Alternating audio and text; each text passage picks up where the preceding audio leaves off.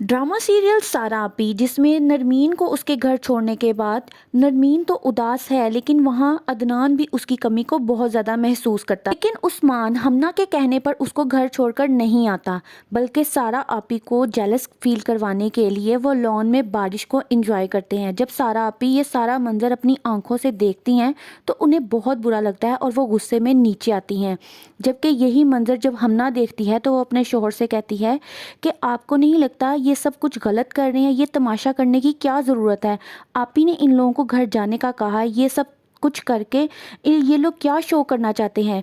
जबकि बुरहान इन लोगों को गलत नहीं कहता, बल्कि अपनी आपी को ही गलत ठहराता है। वो कहता है ये लोग कुछ गलत नहीं कर रहे, जो भी कर रही हैं वो आप ही कर रही हैं, उनको हमारी बात अब मान लेनी चाहिए ना। और उस्मान बारिश में नहाने के बाद जब वापस अपने घर अंदर आ रहे होते हैं, सारा आपी वहां पर आ जाती हैं और सारा आपी उनको गुस्से के आलम में कहती है तुम लोग पागल हो गए हो, मेरी बात मानना तो दूर की बात, तुम मेरा मजाक उड़ाने लगे हो। इस पर हमना उनको दो टोक जवाब देते हुए और चीखते हुए कहती हैं आपको शायद मैंने पहले भी कहा था, आपको प्यार नहीं मिला, आपको शोहर नहीं मिला, इसलिए अपने भाइयों की ज़िंदगी में वो मोहब्बत देखकर आप जेलस होती हैं।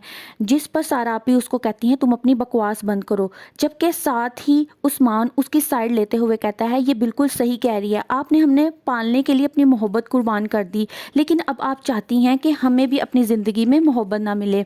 सारा को अपने भाई के मुंह से ये अल्फाज बहुत बुरे लगते हैं और वो उसको थप्पड़ मारते हुए कहती हैं चुप करो तुम। अगले दिन ऑफिस में सारा आपी यही कुछ सोचती रहती हैं कि वो भाई जिनको पालने के लिए मैंने सब कुछ कुर्बान कर दिया और ये एम्पायर एक खड़ा करके दिया, आज वो मुझे ही गलत समझ रहे हैं, सिर्फ और सिर्फ उस कल की आई हुई लड़की की वजह से ना। जो इतना सब कुछ करने के बावजूद भी खामोश नहीं बैठती, वो अगले दिन दोबारा भाइयों को इकट्ठा करके फिर सारा आपी के खिलाफ भड़काने की कोशिश करती है। वो उसको कहती है कि सारी जिंदगी तो उन्होंने आप लोगों पर कुर्बान कर दी शादियां करवाकर, अब आप लोगों का भी बनता है कि आप उनके बारे में सोचें, उनकी शादी करवाएं।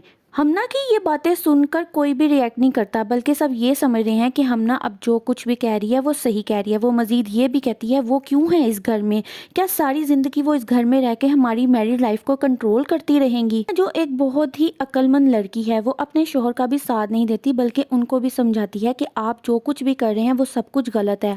आप ही ने आप लोगों के लिए जो कुछ भी किया वो कुछ कम नहीं था, लेकिन अब आप लोग जो उनके खिलाफ महाज खड़ा कर रहे हैं ये सब गलत है, मैं आप लोगों का साथ नहीं दूंगी।